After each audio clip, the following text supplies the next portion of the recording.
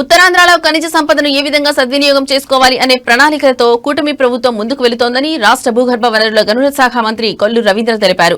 విశాఖలో ఉత్తరాంధ్ర జిల్లాల మైనింగ్ అధికారులతో ఏర్పాటు చేసిన సమీక్షా సమావేశంలో ఆయన మాట్లాడుతూ గత ప్రభుత్వంలో ఖనిజ సంపద దోచేశారని ఆరోపణలు చేశారు. గత ప్రభుత్వం చేసిన అవినీతిని బయటకు తీస్తున్నామని తెలిపారు. పెద్ద తలకాయలు బయటకు వస్తున్నాయని, ఆ అవినీతి నుండి బయటపడేందుకు గాను కూటమి ప్రభుత్వంపై బురద చల్లుతున్నారని విమర్శించారు.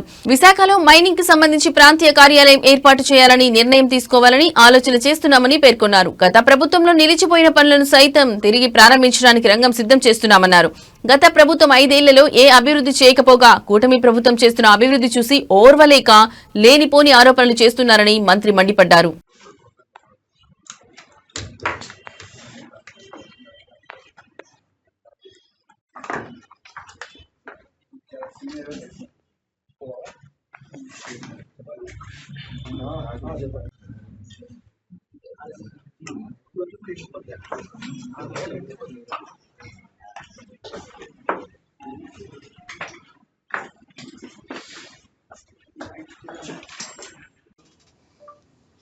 ఈ రాష్ట్రంలో అద్భుతమైనటువంటి ఖనిజాలు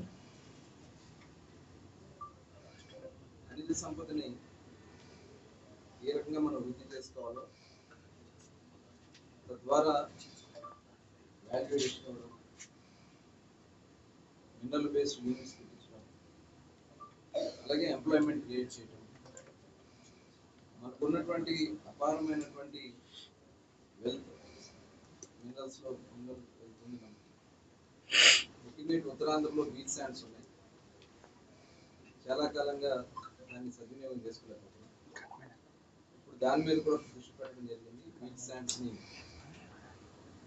వేరే కెమికల్స్ కానీ ఇవన్నీ కూడా పెద్ద ఎత్తున మనం తీసుకోవడం, అట్లాగే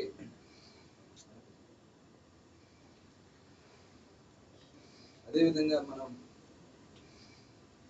ఉన్నటువంటి క్వార్ట్జ్ కానీ సిలికా కానీ అదేవిధంగా గ్రానైట్ కానీ లిక్కర్ మాఫియా చేయడానికి ప్రయత్నం చేస్తాం. దాన్ని కూడా ఇన్వైట్ తీసి అన్ని షాపుల్లో కూడా స్కానింగ్ సిస్టమ్ పెట్టాం.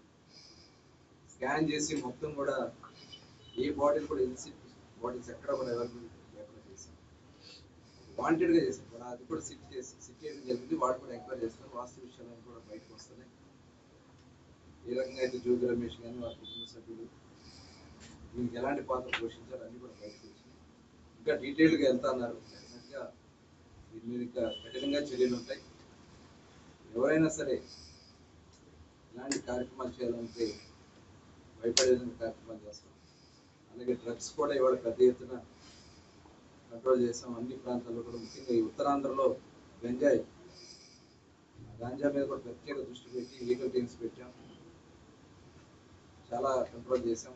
ఇంకా స్ట్రిక్ట్గా వెళ్ళాలని కూడా సీఎం గారు ఆదేశించారు. ఇవాళ చూస్తున్నాం అందుట్లో కూడా వైఎస్ఆర్